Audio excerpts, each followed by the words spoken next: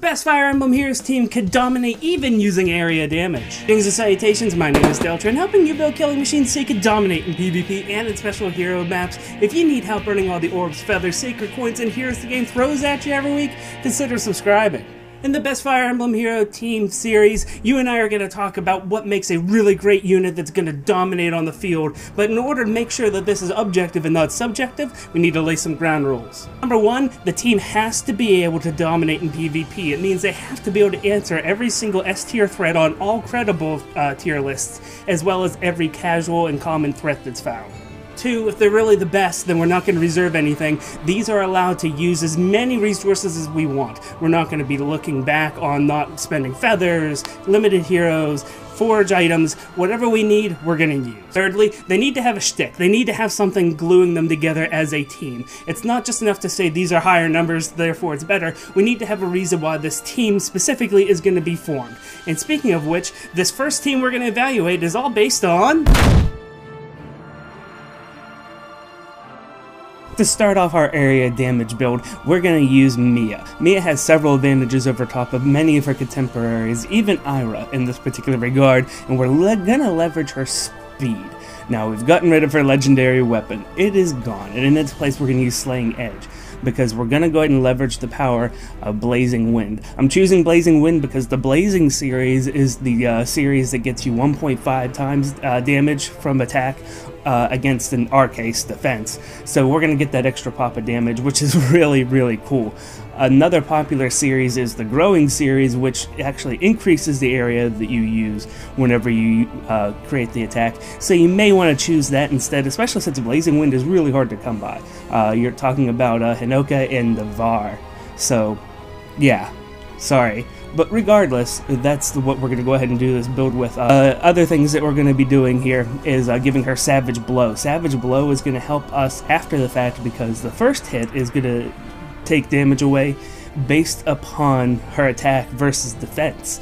And there are several units, you know, the armored ones especially, that aren't going to really take much damage from that attack. So Savage Blow is going to be there to help shave off a little bit more, and many of them, not all of them, but many of them are now going to go ahead and be underneath thresholds for things like Quick Riposte, which is exactly what we want to look at for this build.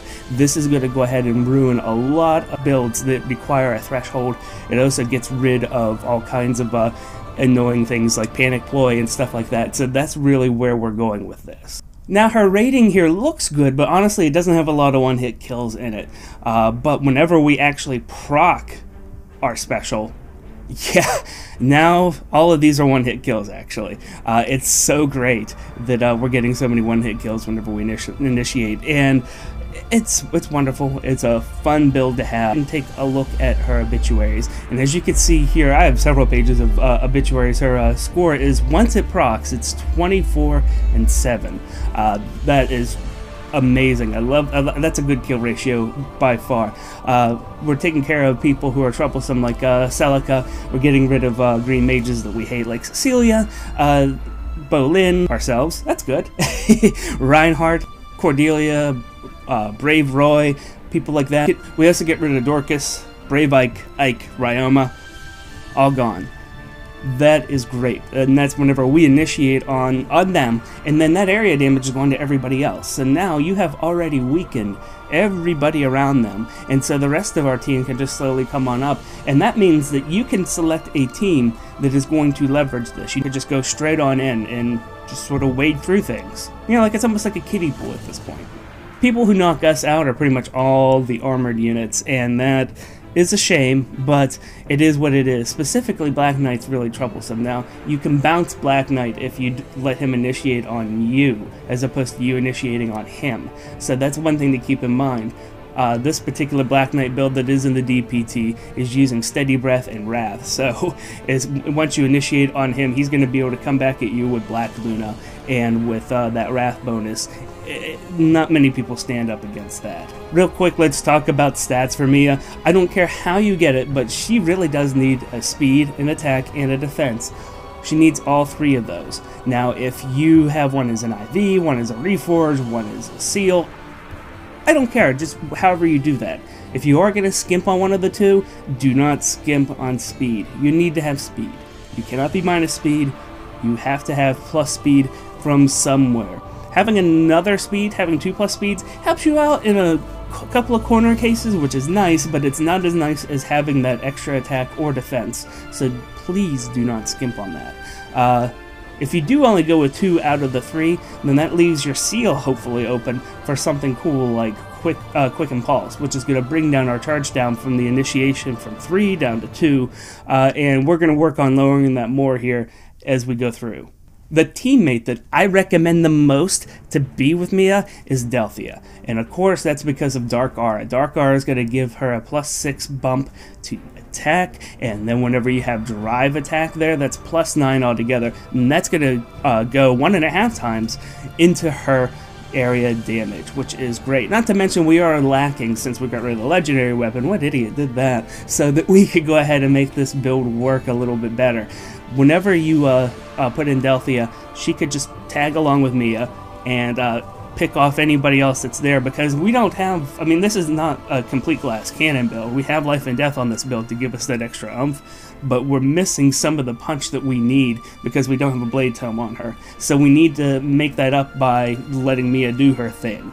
The other parts of this build here, I mean, you can go and put on Blue Tomebreaker if you want, but if you are going into something like Tempest Trials, build variant that I recommend is removing Moonbow and giving her Miracle, and then giving her Desperation as her B slot. Desperation, as we already talked about, will give you that consistency. Miracle is going to charge up often, and whenever you charge that up, that means that she could go ahead and take a hit that she really has no business taking, and she'll still be around, which is what you want in Tempest Trials. If you give one of the other teammates a Breath of Life seal, that's going to go ahead and let you heal her just a little bit. You don't need a lot of health on her, you just need a little bit so that you can get Miracle to proc again. Since I highly recommend her, let's take a look at her DPT in an abridged version of her obituaries. 13 and 11, it's an okay matchup there. That's also without any kind of buffs, but whenever you have her there, she's taking care of Ryoma, and she's taking care of Ike, she's taking care of Xander. A lot of high profile threats she's just wiping out. On the return side, I mean, like, Green Mages are giving her a problem, Canvas is giving her a problem, and of course you can't kill Black Knight, even with the Moonbow variant on this, without some kind of buff. If you don't have Delthea, you can of course always try to use Lind, especially if you reforge her weapon into Dark Aura, but what I recommend as a substitute is to use Brave Lucina. Now, Lucina is wonderful in this role because while she doesn't give 9 attack, the speed is definitely useful, and if you have that on her, then you can adjust some of your expectations for Mia. This Lucina build is sort of like a glass cannon build, and what that is going to let us do is replace the high damage output that we had with Delthea. Now, whenever we are putting Brave Lucina on the field, she's not going to be the best tank in the world, but there's a lot of people that she could take whenever she is initiated on.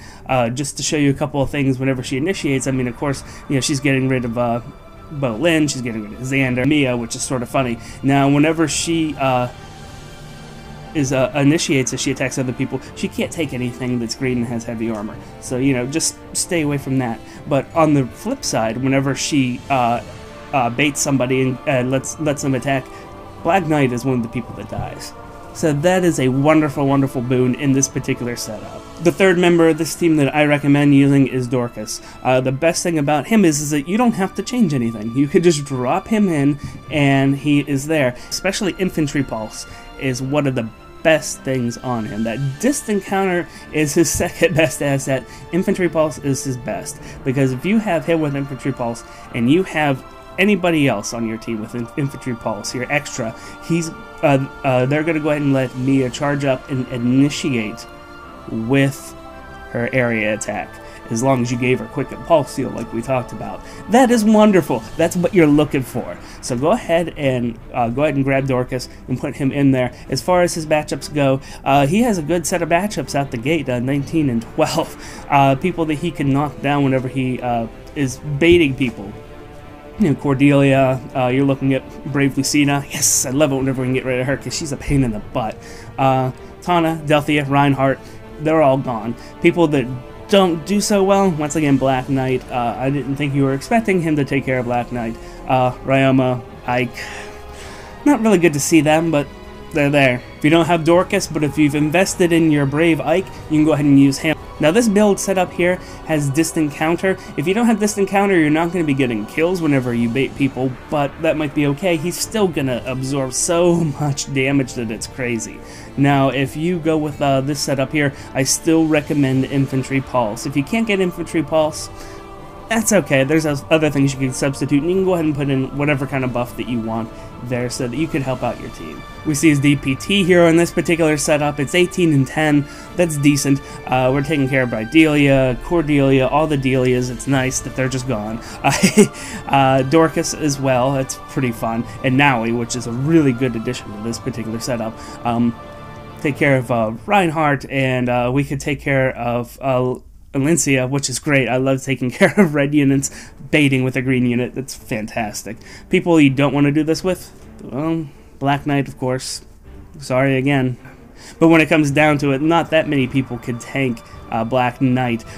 It's even worse whenever you initiate on him with the build in the DPT, but we're doing well enough here. Let's go through our 4th slot real quick. This is our flex slot, but there's still a lot that we could do with it if we had the flexibility for it.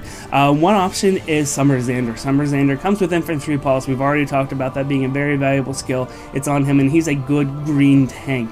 Whenever you use Summer Xander, he's not going to be doing any kind of ranged thing, but whenever you kit him out like what we have here, he's able to get some damage off. He can deliver on huge blows with Bonfire, and it's going to work out rather well.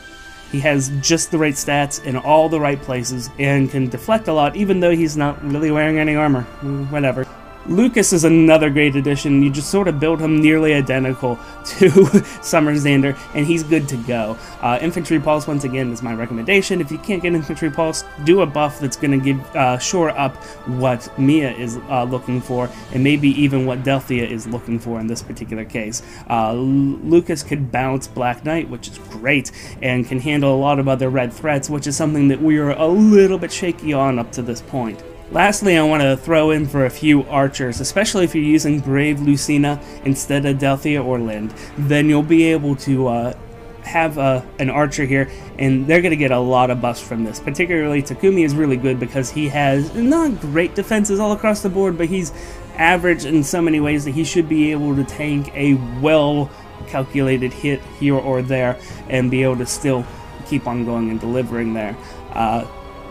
Another option is to use Leon. Leon's a really good heavy tank in this particular case, so you could go ahead and put him down there on the field, and he will be able to take a melee hit for you. And that's the team. Tell me what you think. Do you like this? Do you think it's going to be useful, or do you think it's going to fall flat? I know that as of recording that not all the features are out there that I was talking about, but I have mocked out this team to the best of my ability, and it works rather well. There's a couple of corner cases where I was expecting to get wins, and I think that the Reforge ability for the Weapon Forge coming out is going to actually make it. So let me know what you think down in the comments. And if you want more best Fire Emblem team builds, hit that like button, hit that subscribe button. My name is Deltran. Thank you guys so much. I greatly appreciate all of you, and until next time, take it easy.